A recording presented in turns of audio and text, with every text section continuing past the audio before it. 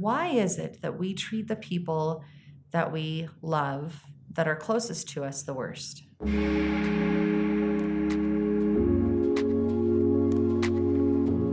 I went on a little vacation and it was wonderful. Great food, great company. We got to connect with each other and with the companions that we had going with us. It was just a wonderful time to take a break and recenter, refocus. And this musing comes from a conversation that I overheard when our plane landed. You know that moment. The moment you've come down, you've hit the ground, you've taxied to the gate, and everybody is waiting and anxious for the plane to come to an absolute stop so they can rip off their seatbelts and they can stand up and start gathering their belongings to try to be the first person off the plane. Yeah, I made it. I just flew through the air in a long tube with a bunch of unknown people, and here we go. Well, I had a window seat, which meant that I just kind of sat there and waited while everybody else gathered their stuff because there wasn't really anywhere for me to go. And this woman in front of me, just one row up, stood up and she had the aisle seat and she was very obviously late stage pregnancy. She stands up, she reaches above her and she opens up the overhead bin. And this gentleman behind her says, "Hey, can I help you with that?" And I just smiled because he was slightly older than she was, not old, just slightly older than she was. And his physique said that her bags would be absolutely not a concern for him. He could more than handle it. Her response is what made my jaw drop.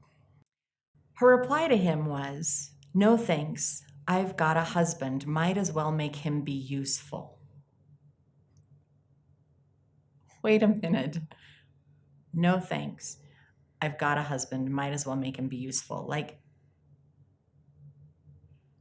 my jaw dropped and my head short-circuited, and I was instantly saddened by the mirror that this gave in a window into their relationship. And I immediately just thought, wow, that's really sad. And I started to judge. And then I was like, well, maybe it's just hormones. I really hope it's just hormones and where she's at right now. I really hope that she doesn't treat him like that all the time. I wonder if there's something else that's going on in their relationship right now that I'm totally unaware of. And she's upset for some reason. And this is how it's coming out. Like I was, oh, the idea that this could be their regular relationship broke my heart. And wow, I had to take pause. I had to step back for a minute. Shortly after I overheard that conversation and received such a shock to my own system, somebody asked me very genuinely, they said, "Why is it that we treat the people that we love, that are closest to us, the worst? Why is it that we're harshest to them?"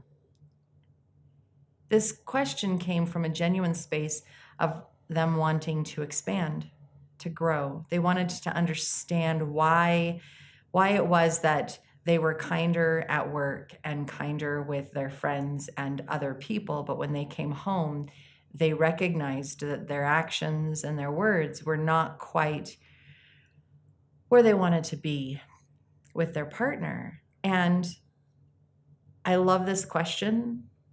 I love this idea and this thought because I learned this lesson with my kids when they were at home, and it was a counselor who taught me this lesson. The people who are in our household, the people who we love, the people, our family, our spouses, our life partners, these are the people who love us pretty much unconditionally. They love us regardless as to what we're wearing, whether or not we've done our hair or our makeup. They are our biggest supports, our biggest cheerleaders. They're amazing. We can be happy and joyful with them, or we can be upset, angry, and a tornado with them, and they are still going to love us. They are not like the boss that can fire you if you mouth off, or the friend that's going to fight back, or the stranger that can just be an asshole going down the street or cutting you off in traffic. They are not going to be fair weather people like all of those other people out there in the world, which means that our home is a safe space. This is where we get to let down, we get to relax, we get to be ourselves and say, man, life out there sucked. The safe space is beautiful, and yet that is where we take it for granted. We are out in the world and we're experiencing all of the things that come from being out in the world, our jobs and transport and all of that stuff. And it can be very upsetting and irritable. I mean, it can be so, ooh. And then we come home, and if we don't consciously get rid of that upset and that frustration before we walk through that door, we are carrying our outside of the world into our home. And they're going to love us even though we're irritable and cranky, but we are now putting all of that upset on the people that we love the most. Maybe you don't work outside the home. Maybe you work inside the home. You have an office in one of the rooms right there, which makes it even more difficult if you've had a day of deadline after deadline and conflicts and whatever else is going on and the stress that comes from that job. And then you leave that room, you're still in your house. So how do you let go of that upset so that your family or your housemates are not subject to all of the emotion that is running through you, and they're not the ones who get treated poorly? They didn't do anything to you. They're just the safe space where you can let down. Maybe you're the parent that stays home while the other one works outside of the home, and the kids have had a really bad day, which means you in turn have had a really bad day. And your partner comes home and you are so fed up with absolutely everything, and you dump all of your problems on your partner. And how does that make them feel? We treat them so different than we do the rest of the world. And yet, on the one hand, it's a backhanded compliment because it's, I know I can be safe with you. I know I can be emotional with you. I know that I can be exhausted or whatever I am in this moment, and you are still going to love me, and I am so grateful for that. If we stop and recognize you are my safe space, and I absolutely love you, and I may need to vent in this moment, and then I want to let my day go. Or maybe you do have that drive, and that 30-minute drive is an opportunity for you to mull over the day, find a way to put it in a bubble and release it. Maybe you're doing some self-care in the car, you're listening to podcasts or fantastic music that will boost your spirits and bring you up, so that when you walk into that house, you've let go of all of that worldly stuff that's weighing you down, and you get to be more present and more focused on the people that matter the most.